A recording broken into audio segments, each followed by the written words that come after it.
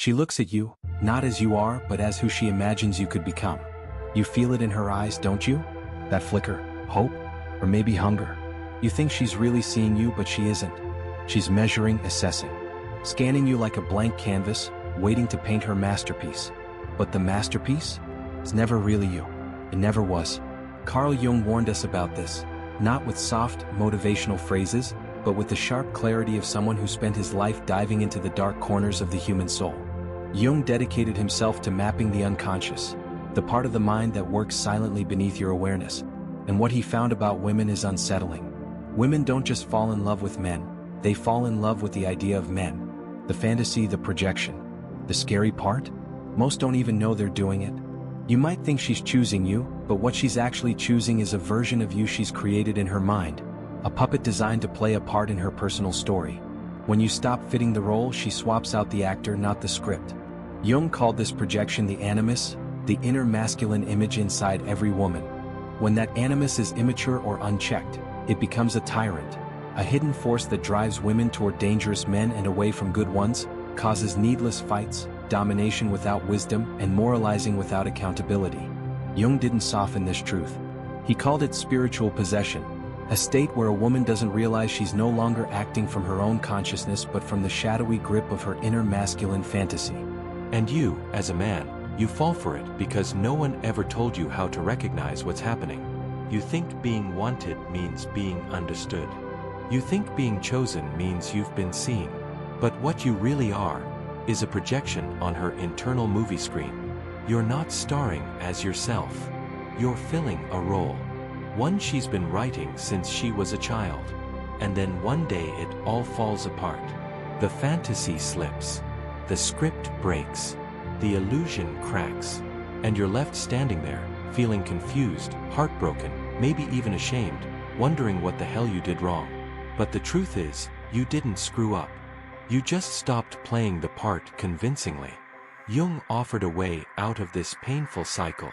He called it individuation, the long, messy, painful process of becoming whole within yourself. And here's the hard reality. Most men never take that path. We're trained to chase approval, to seek out affirmation, to let others, especially women, tell us who we are and how valuable we are. As long as you stay in that mindset, you'll keep repeating the same pattern. Cast, perform, replace. Over and over. Individuation isn't flashy. It doesn't come with applause. It asks you to turn inward, to confront the parts of yourself you've spent your whole life trying to hide. The weak parts, the scared parts, the broken parts. And it demands you stop blaming women for not understanding you, and instead, start understanding yourself. Because here's the thing Jung understood better than most. You don't become a man by being chosen. You become a man by choosing yourself. Your value isn't proven through her affection. It's revealed through your ability to stand alone, clear-eyed, grounded, and awake.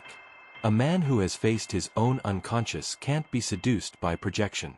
He's not a prop in someone else's fantasy anymore. He's the author of his own script. Jung warned that the tragedy of modern man isn't rejection, it's self-erasure. You mold yourself into whatever version you think will be accepted. You call it love. You call it compromise.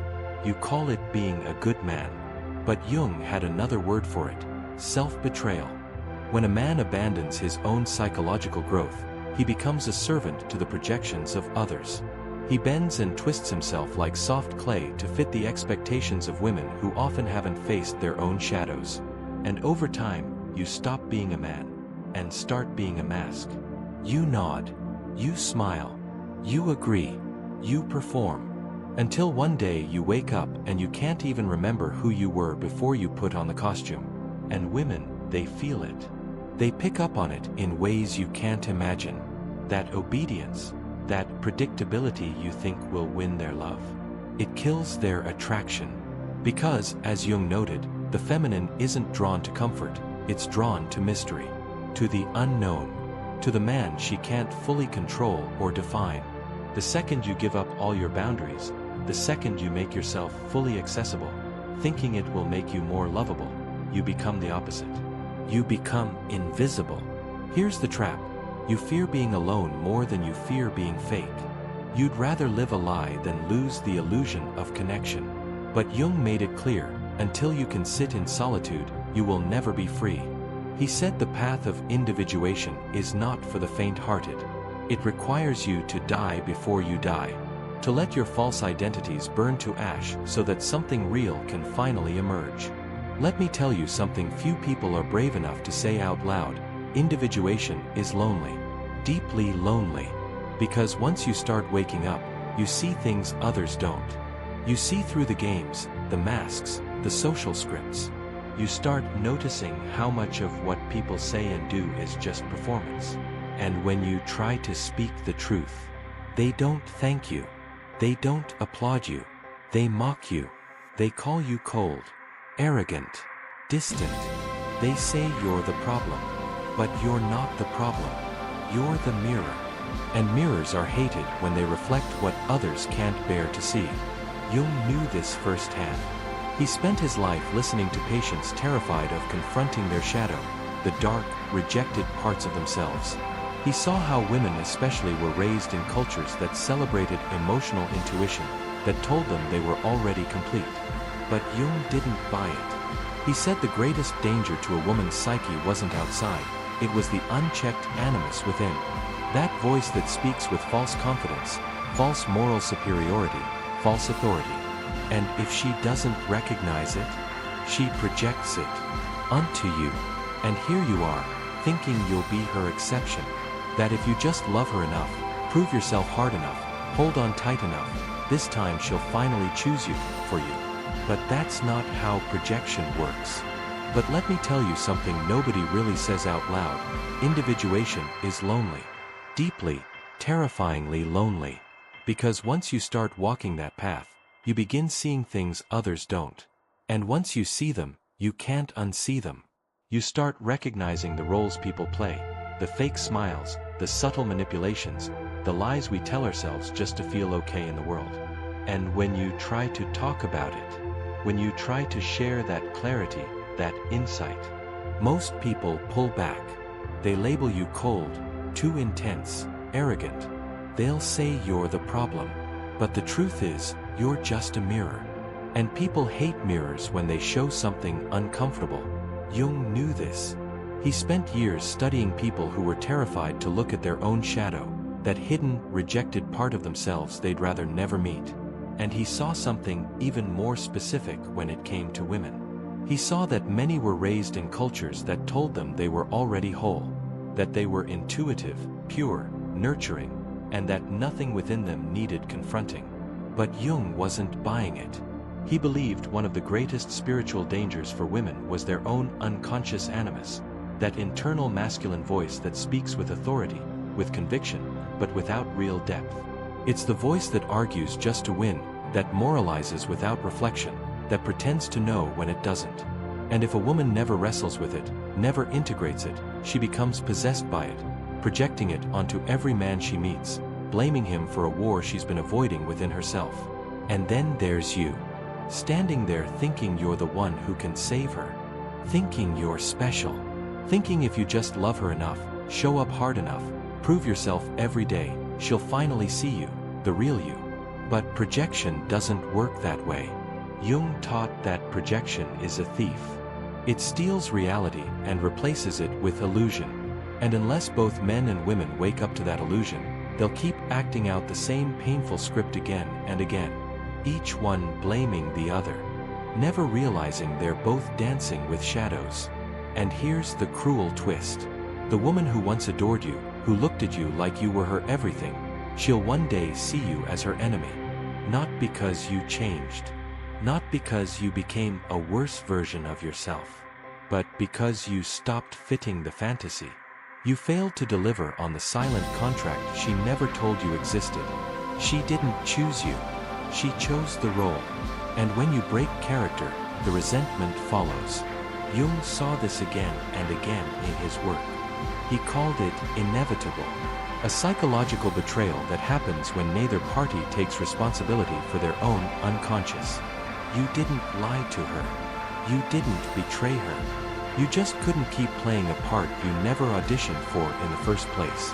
And still, you're left confused, maybe even broken, asking yourself what you did wrong. But here's the truth, you were never the man she was in love with. That man only ever lived in her imagination. Now let's flip the mirror. You keep calling her manipulative. You say she led you on, that she's shallow or selfish.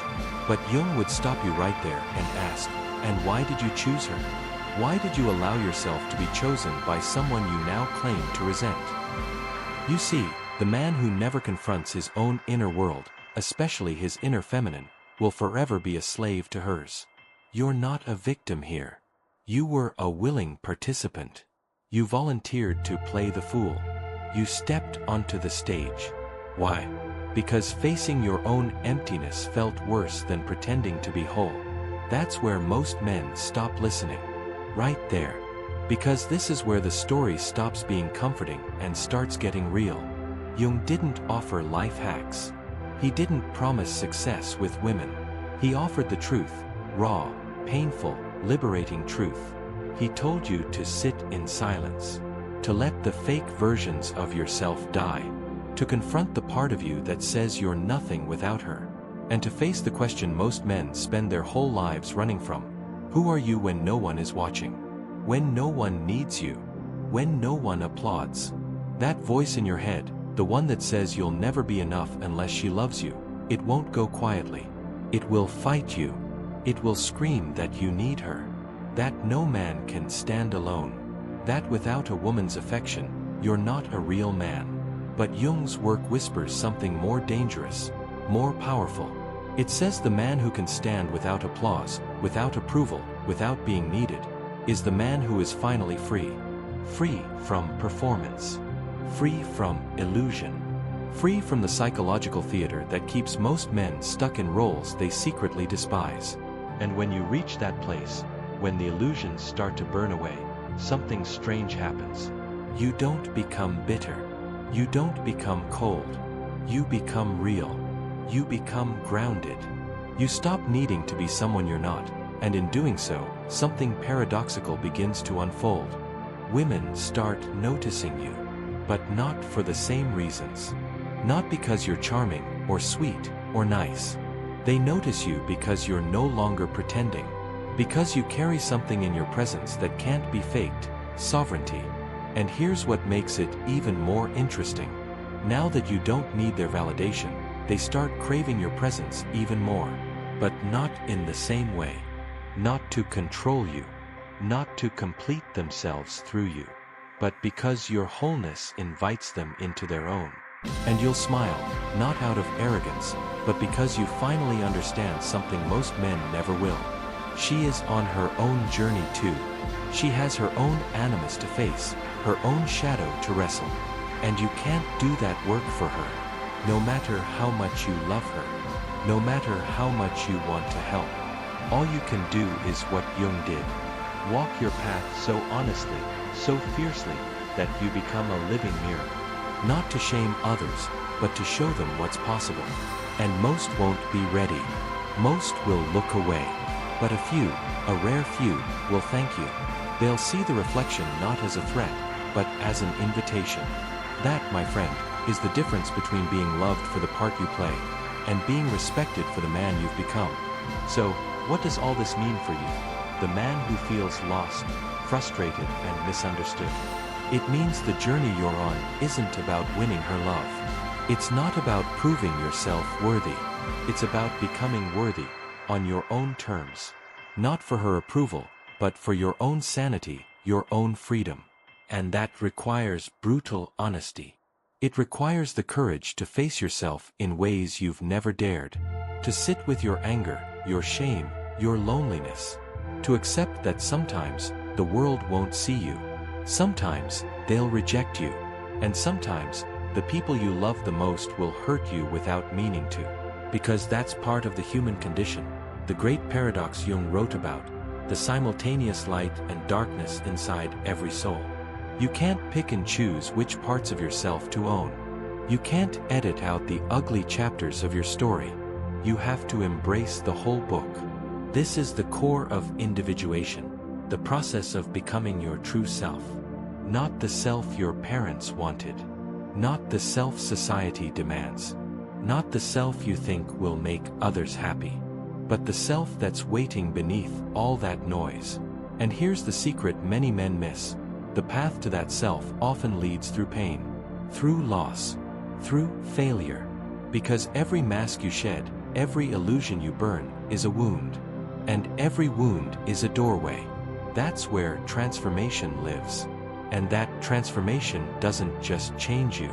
It changes the way you relate to women, to love, to life itself. When you stop seeing women as prizes, as puzzles, as opponents, you start seeing them as mirrors, reflections of your own soul's journey. You stop blaming her for your pain. You stop projecting your fears and needs onto her. Instead, you begin to hold space for her, for yourself, for the mysterious, messy process of growth. And this is where real intimacy begins. Not the cheap kind sold in movies or Instagram posts, but the kind that shakes you to your core. The kind that's messy, vulnerable, and terrifyingly beautiful. It's the intimacy of two whole people standing side by side, not because they need each other, but because they choose each other. And that choice is sacred, because it's made from freedom, not fear, from presence, not pretense, from truth, not illusion. Now, I know this all sounds abstract, maybe even impossible, especially if you're stuck in the middle of a breakup, or a long dry spell, or a cycle of disappointment. But I want you to remember this: you are not broken, you are not doomed. You are not a failure because a woman didn't love you the way you wanted. You are human, and humans are designed for growth, painful, beautiful, and relentless growth. So stop chasing what you think will fill the emptiness inside you. Stop trying to be the man she wants. Start becoming the man you are, fully, unapologetically, fiercely. Because when you do, something incredible happens. You stop being invisible. You stop being forgotten. You stop being just another face in the crowd. You become yourself. And when you become yourself, the world can't help but take notice. That's the journey Jung invited us on. And it's the one worth walking.